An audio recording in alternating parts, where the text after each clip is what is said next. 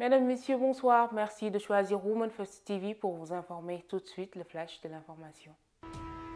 Affaire Amindia Nibi, les députés Massata Samb et Momodou Niang en garde à vue. Introuvables depuis les faits, les deux députés de Yewi Askanwi se sont finalement présentés ce lundi à la division des investigations criminelles où ils sont présentement en garde à vue. Selon leur avocat, maître Ademofal, ces clients doivent bénéficier de l'immunité parlementaire car les faits qui leur sont reprochés se sont déroulés au sein de l'hémicycle. Il a rajouté qu'ils ne sont pas en disposition de participer à une enquête qui est en violation de leurs droits.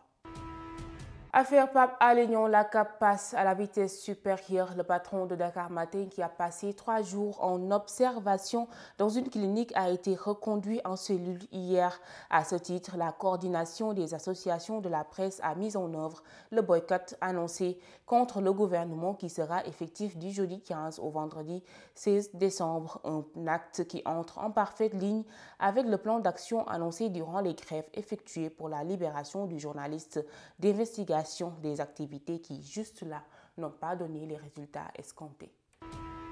Dans l'actualité internationale, diplomatie, sommet États-Unis-Afrique, les États-Unis accusent la Chine et la Russie. Le secrétaire à la défense américaine Lloyd Austin a tenu un discours de mise en garde aux Africains contre la Chine et la Russie qui, selon lui, tiennent un rôle de stabilisateur dans le continent. Durant ce sommet de réconciliation entre l'Afrique et l'Amérique, il a accusé la Russie d'envoyer des armes et des mercenaires pour déstabiliser le continent africain. Un discours tenu devant 49 présidents africains et lui a convié à cette rencontre de 3 jours dans la capitale américaine. La rétorque des pays accusés est toujours attendue. Liberté de la presse, l'Iran bat les records. 47 journalistes sont emprisonnés dans le pays d'Ebrahim Raïssi, un record inquiétant pour la liberté de la presse. Selon le rapport dévoilé ce mercredi par Reporters sans frontières, les arrestations de journalistes auraient accru depuis le début des manifestations au mois de septembre. Pour rappel, ces soulèvements dénoncent l'arrestation et la mort en garde à vue de la journaliste Masha Amini.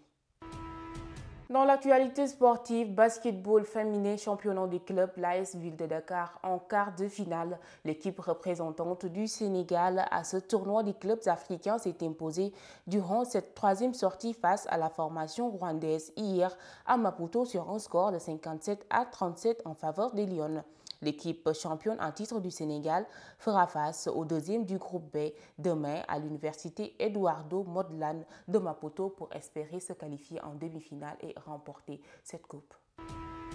Toujours en sport, Qatar 2022, le Maroc affronte la France aujourd'hui à 20h. Première équipe africaine à s'être qualifiée en demi-finale de la Coupe du Monde. L'équipe marocaine doit faire face aux champions du monde en titre, la France, pour espérer disputer la première finale africaine contre l'Argentine déjà qualifiée. 14 300 supporters marocains seront au stade Al-Bayt pour encourager les Lions de l'Atlas dans ce nouveau chapitre historique pour le football africain.